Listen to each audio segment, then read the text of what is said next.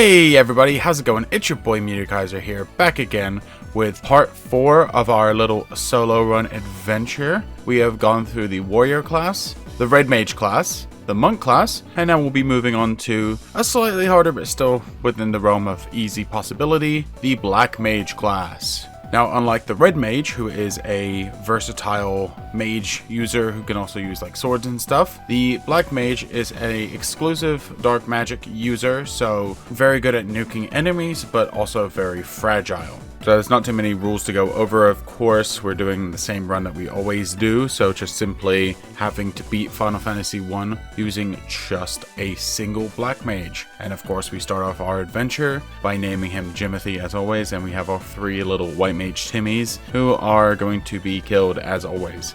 And as usual, at the beginning of these runs, the killing process of my own party members seems to be harder than anything apparently, but again, not the end of the world. I know we've jumped from an insanely long video back to another short one, but I really appreciate the support. Thank you guys so much. But yeah, once we spend a little time killing off the rest of the guys, I have to spend a little bit of time grinding Jimothy for this first fight against Garland. The main reason I say that is because Jimothy, while he has nice magic options available to him, he is extremely fragile in this instance.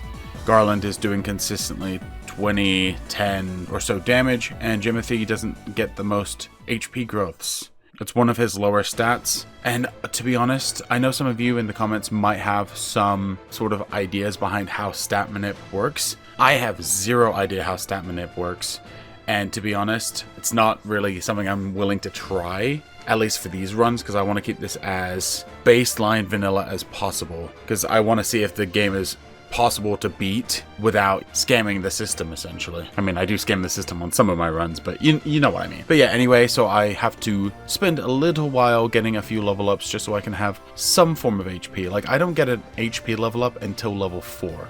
And even then, that level 4 growth is not enough for me to have enough HP to be able to defeat Garland, because it's just crazy. Sure, I'm getting some nice intelligence growths, but it's not enough for me to deal with them, honestly. So I have to wait until I'm about level 8 till I get about 80 HP, after just getting 2 simple HP growth procs. But after all of that struggle, we're able to take Garland down, we rescue Princess Sarah, head back to the Castle of Cornelia, and we spend 5 minutes on the bridge. Yay, I sure love this. It's very beautiful, but man, is it time consuming. But anyway, after that, we head up to our usual to Matoya's cave. We're gonna talk to her, learn that we have to grab her crystal eye eventually, but before we can even do that, we head our way over to the right location, which is Provoka, a harbor type city in which is being terrorized by a group of pirates known as BK's Pirates. Now, BK's Pirates are very simple boss, but in the monk run I had a lot of issues with them, and on this run I had even more issues with them, because main reason, black mages are flimsy, and at this point my magic spells are only single targeting, so it doesn't matter how high or how low their HP total is. The fact that there are 9 pirates I have to deal with makes my life a living hell. So as much as I hate to admit it, I have to do a little bit of heavy grinding here, just enough to get my HP total up to just over 100, and that's like level 14. Like, the fact that I'm dealing with BK's Pirates at level 14 when it's a boss that you can normally deal with at like level 3 or 4 in a whole party is crazy. But that just goes to show that's what happens when you only have a one frail boy. But anyway, after we defeated the pirates, we go ahead and grab his ship, and we can use that to access Elfheim. Elfheim is the next location that we're trying to get to, and in Elfheim we're going to have to do some guild grinding, only because this is where level 4 and level 3 spells are at. The most important spells that we're going to grab at this point are going to be Blizzara, Thundara, and Fire, the 3 mid-tier magic spells. Before, in both Provoka and Cornelia, we only had access to Blizzard, Fire, and Thunder, with some other semi-useful spells. Things like Haste are not going to be that useful in this run, because Haste increases the amount of attacks that you can do, and of course we're not really going to be ever physical attacking unless we have to, because I believe black mages can only use daggers, and I believe it's just rods, but I'm not too sure on their classification in this game. Once I've guild farmed, and I also went into the marsh cave to get a little bit of the treasure chests that have money in them, because I know the marsh cave has a couple thousand gil here or there. we head on into the marsh cave properly, and I am gobsmacked. Now, by this point, of course, I am kind of overleveled because getting through BK's pirates and then the guild grinding put me up to just under level 20. But my first attempt against the Pisco Demon goes swimmingly. Now, of course, I have a death, but at least the nice thing is, as long as my Thundara or Fires or whatever I have can do enough damage to kill them all in one hit, as long as I get a preemptive strike, I'm good. That's it. So I just keep resetting until I have that preemptive strike, and it's an extremely easy boss for me. That's the difference, is the AoE bosses are going to be easier once I have, obviously, the AoE. However, those single targeting bosses are going to be a little bit more of a struggle for me. Once we have defeated the Pisco demons, we pick up the crown from that treasure chest there, and we're going to take that crown up north to the western keep, which we're going to be taking on the next boss fight against Astos, the Dark Elf. A notorious, pretty annoying fight. The guy's got about 420 HP. It's the only boss fight I actually have the amount memorized, because funny number, haha. But yeah, this fight was insanely easy. Okay, right now I'm sitting at 200 HP, right? I start off with a Blizzara, and he does nothing to me. Now, I have a very interesting strategy for this fight that turns to work very well, and it will serve as a strategy later on. I teach Jimothy the spell Hold. Now, I've had Hold be used against me very many times, and it is an ability that stuns your enemies. And if it can stun me, what's saying it can't stun the boss? So I go until I'm able to proc that stun, and that didn't take any time at all. And so the second I stun Astos, that's it, game over. I could just wail on him without any repercussion. It's beautiful. But yes, now that we have access to the crystal eye, we're going to go back to Matoya's cave, in which we're going to return that eye, and she's going to give us a Jolt Tonic. And then we're going to need to take that Jolt Tonic back to Elfheim in the castle, in which we're going to need to talk to the prince that's there, or I guess his aide, give him the Jolt Tonic, and then the prince will awaken and give us the Mystic Key. The Mystic Key is a very useful item because it can help us go around to locations that we've been through. I mean, you guys have heard the spiel 100 times already because you've watched most of these at this point, but if you haven't, we can pick up items from the Western Keep, from Cornelia, from the Chaos Shrine, and from the Marsh Cave. Now, normally I'd avoid the ones in the Western Keep because those are harder enemies, but as the fact that I have AoE for me, I take them on. Yippee! And one of those has a Power Staff, which is a bit of an upgrade of a weapon for me, so I'm gonna snag that up. Now we need to head to Cornelia to use the Mystic Key to grab ourselves the Nitro Powder. And we're going to need to take that Nitro Powder just to the left of Matoya's cave, in which we're going to need to talk to one of the dwarves in the Dwarf Hollow Cave, whatever thingy-majiggy place it is, Mount Dwager. And he's going to open up the next portion of the map for us using dynamite. Yippee, blowing stuff up.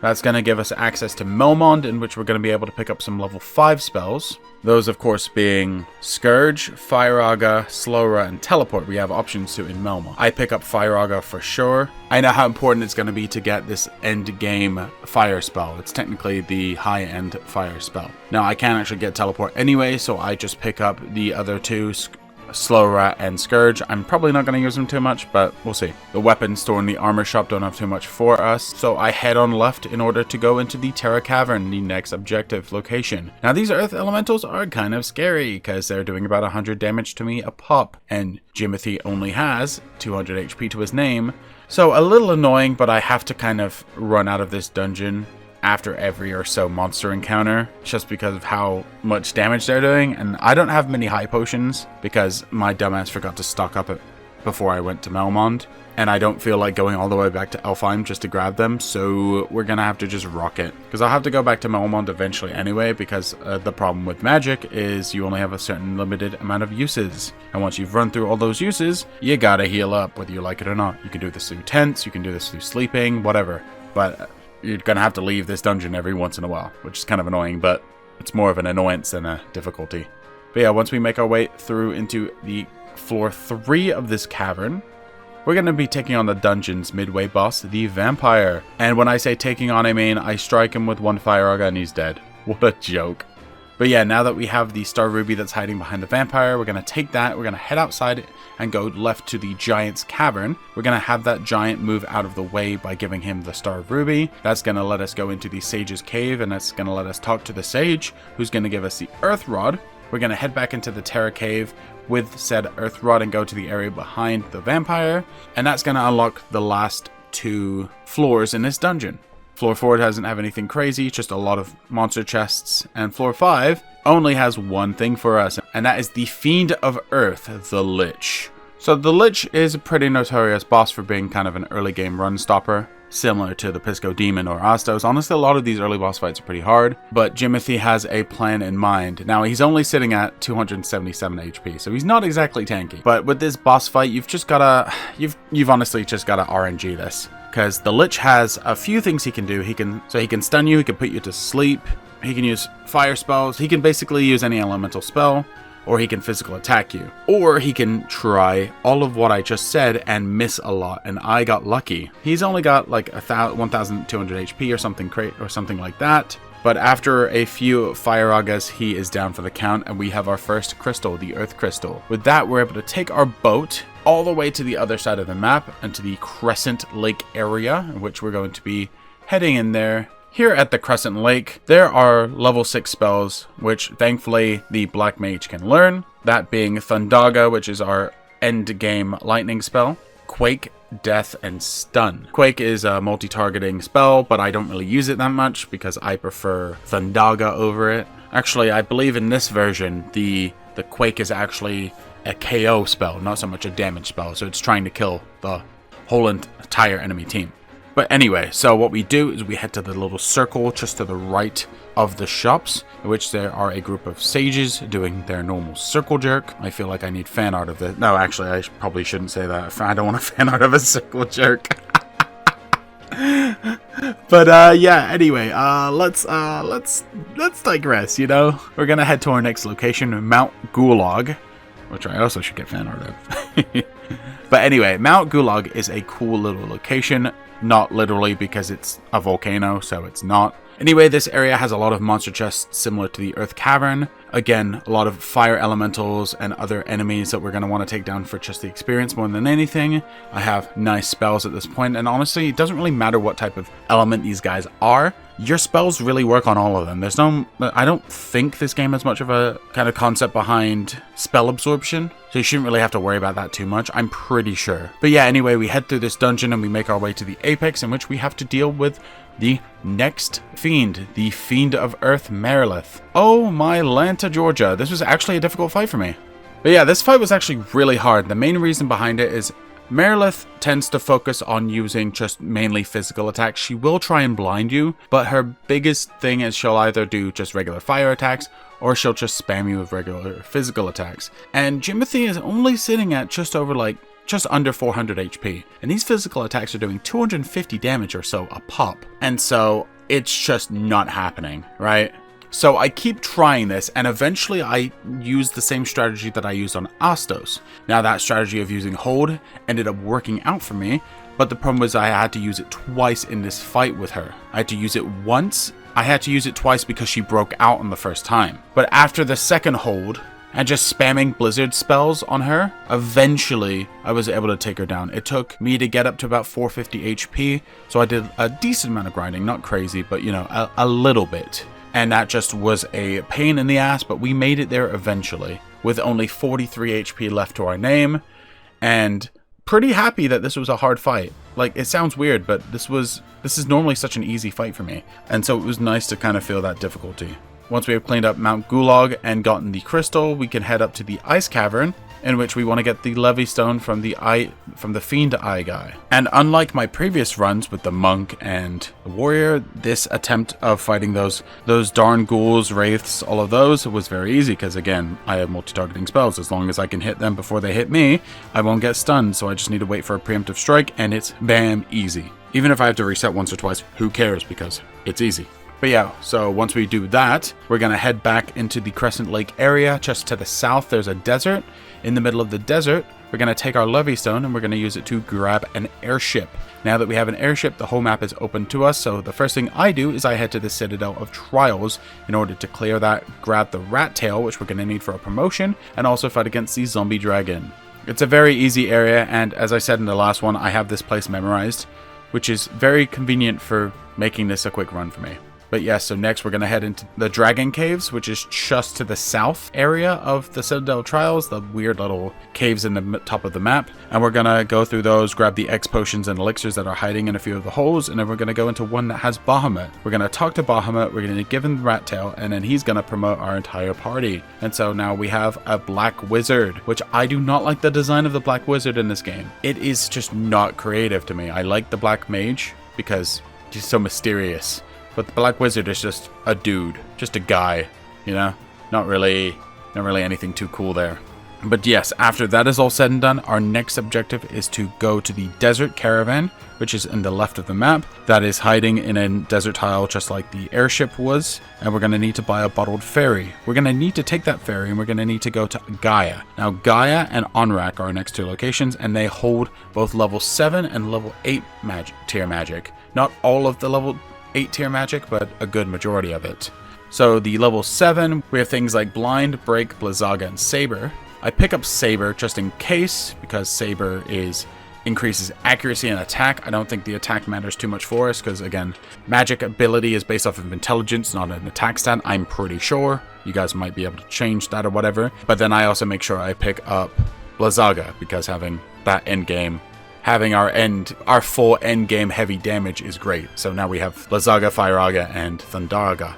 And there's also some level 8 spells, but none of them are too great for us. We Stop, Kill, and Warp, right? Stops time, so it's an upgraded version of Hold. It does it party-wide. Kill is a insta-kill again, and same thing with Warp. Just upgraded versions of the old insta-kills that we have. But insta-kill spells aren't really great on many bosses, so not too important for us. But yes, anyway, so we're going to go into Gaia. After we've done all the shopping, we're going to head to the spring that's up there, and we're going to talk to the fairy. The fairy is going to thank us and going to give us the Oxhail, which we need to take to Onrak. And after we've done our magic shopping at Onrak, we can head into the Sunken Shrine. Now, the Sunken Shrine is the location for the Fiend of Water. This is a kind of a messy dungeon, but it's not as bad as it looks. After doing this a few times, you kind of know the route. We need to make sure that we pick up the Giant's Glove, which is not as important for this run because it just does Saber, but it's more instinct for me at this point. And also picking up the Rosetta Stone, which we need to progress in the game. So once we've gone through here, we've picked up all of the items, we can head our way to the end, in which we have to deal with the Kraken. You'd think this fight would have been similar to Merilith, considering the Kraken is also a very strong physical fighter. However, he just decided to do his normal ink spam and didn't even hit me once. I Thundagged him down a few times and he was gonzo. Pretty easy boss fight there. That was a little bit of a joke. It could also be because of my level at this point. Like, I haven't really turned off encounters much this run, and I kind of let my level grow out of control a little bit. Like, to be honest, a lot of it was from having to grind to defeat Merilith.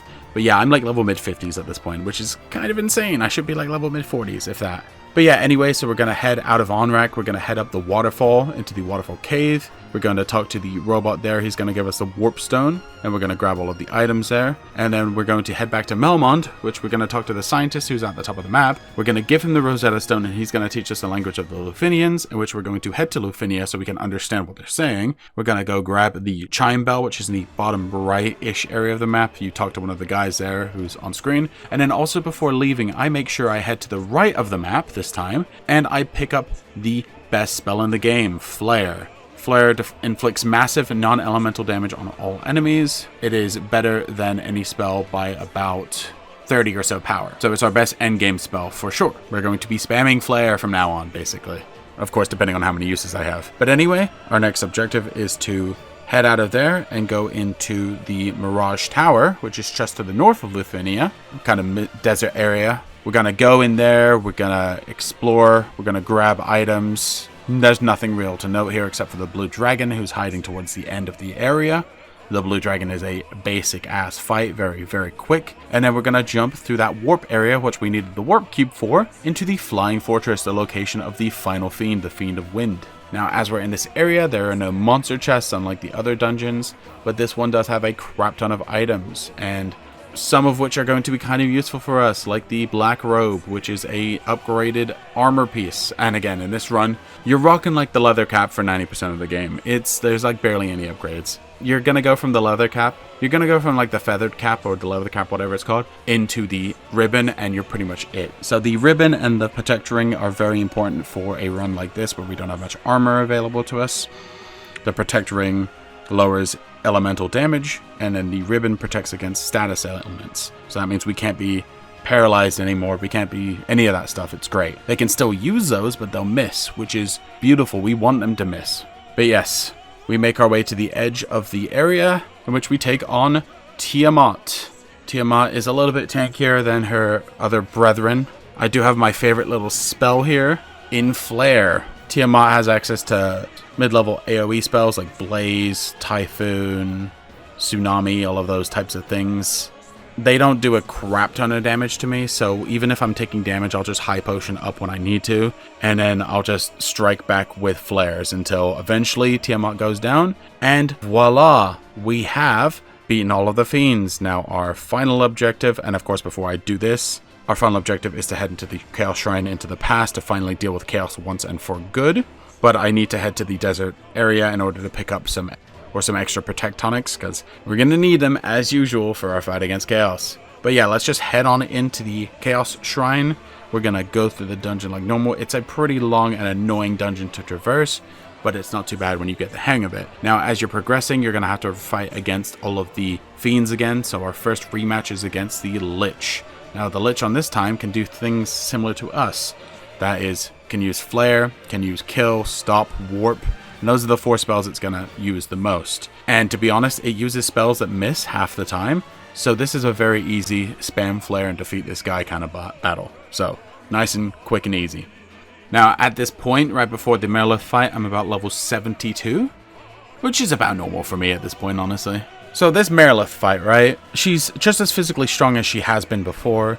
It's a very annoying fight, and she keeps killing me before I'm able to do too much damage. So, much like the last one, instead of using Hold, this time I actually use the Stop spell, the one that we got that's party-wide. I feel like it has a higher chance or something. I'm not entirely sure how that works, but it worked for us. So, on the first attempt of using Stop, I was able to stop her from doing anything, and then I could just spam Flare away until she dies. Very convenient for me. Also, one thing I did need to kind of mention is the concept of ethers. Ethers are items that give back 1 uses of a spell of each level. So if you've used 1 spell from level 9, 1 spell from level 4, you use 1, it would bring both of those back up. But if you used 8 spells from level 4, you would need 8 ethers to get yourself back up to max, for example. But yes, so after that Stop attempt, that really helped clinch the difference, and I was able to barely take down Merilith before she killed me. 100 HP left.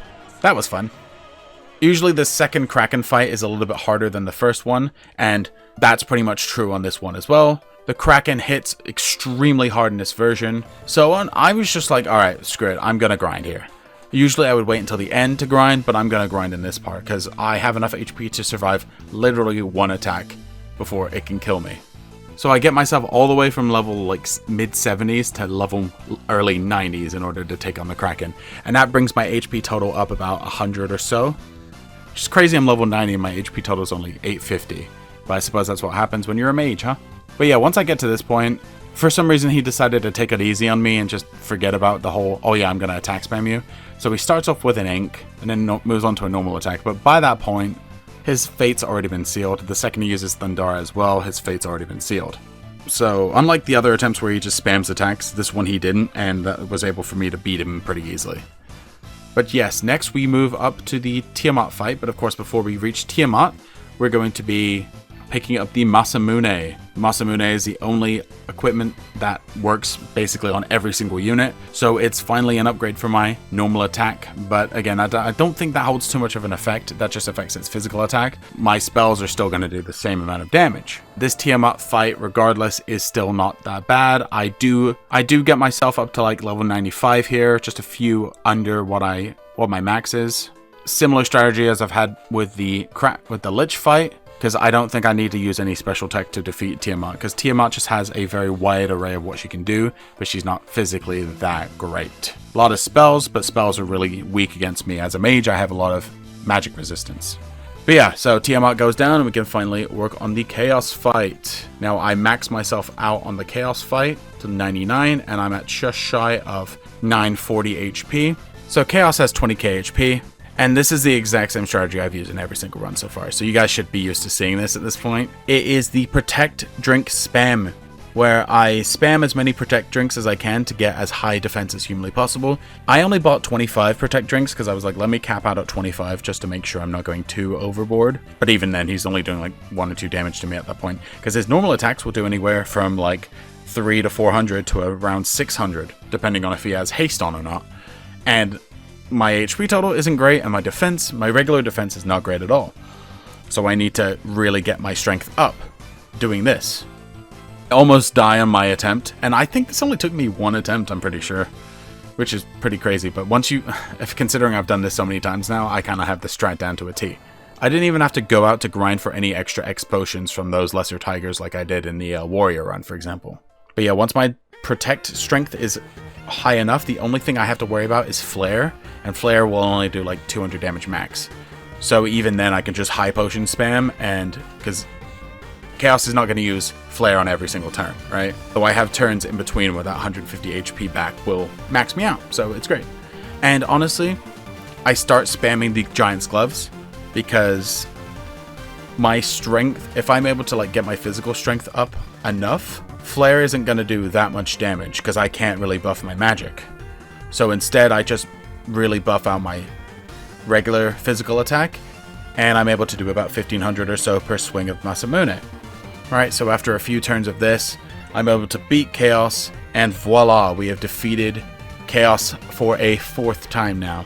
Now, I think this was harder in early game and easier in late game, unlike something like the Monk that was easier early game, harder late game. Really fun. I love Blackmage, my favorite class by far. But I'm like, alright, I know these 4 classes are the easy ones, right? So I'm like, let me just get these out of the way. Not too much struggle here. Just a really fun run overall. The second I got multi-targeting, a lot of things worked for me. And having that hold available for me really helped. So the last 2 I have are Feith and White Mage, so those are going to be the problem children in this run. But yeah, thank you guys so much for watching. I appreciate your support as always. I have been Meteor Kaiser, and I will see you in the next one. But until then, as always, peace.